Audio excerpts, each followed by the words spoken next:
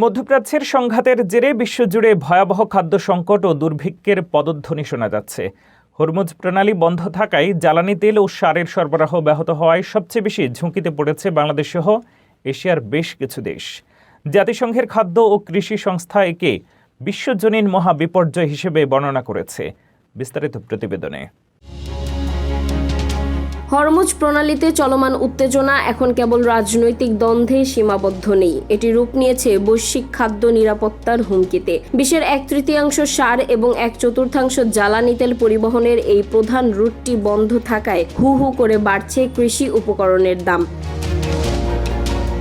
বিশেষজ্ঞরা বলছেন, উৎপাদন খরচ বেড়ে যাওয়ায় আগামী কয়েক মাসের মধ্যে বিশ্ববাজারে খাদ্যপণ্যের দাম আকাশচুম্বী হবে। জাতিসংঘের তথ্যমতে এই সংকটের ফলে সবচেয়ে বেশি ক্ষতিগ্রস্ত হবে নিম্ন আয়ের দেশগুলো। বিশেষ করে বাংলাদেশ, ভারত, শ্রীলঙ্কা, সুদান ও মিশরের মতো দেশগুলো চরম ঝুঁকির মুখে রয়েছে। বিশ্ব খাদ্য কর্মসূচি WFP সতর্ক করেছে যে যদি তেলের দাম ব্যারেল প্রতি $100 উপরে থাকে এবং এই সংঘাত বছরের মধ্যভাগ পর্যন্ত গড়ায়, তবে নতুন করে প্রায় 4.5 কোটি মানুষ তীব্র খাদ্য সংকটে পড়বে।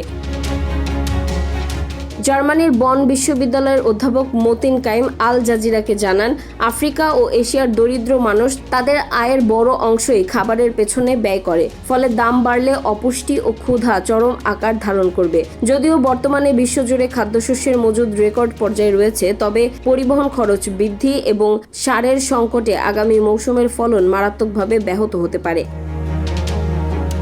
এদিকে মার্কিন প্রেসিডেন্ট ডোনাল্ড ট্রাম্প ইরানের সাথে যুদ্ধবিরতির মেয়াদ না বাড়ানোর ইঙ্গিত দেওয়ায় উদ্বেগ আরও বেড়েছে। বিশ্লেষকরা বলছেন, সারের দাম এখনই 20% বৃদ্ধি পেয়েছে, যার প্রভাব খুব শীঘ্রই ঢাকা বা কায়রোর মতো শহরগুলোর খুচরা বাজারে পড়বে। কৃষকরা তাদের উৎপাদন কমিয়ে দিলে কিংবা ফলন কম হলে বিশ্ব এক দীর্ঘমেয়াদী দুর্ভিক্ষের কবলে পড়তে পারে বলে আশঙ্কা করা হচ্ছে।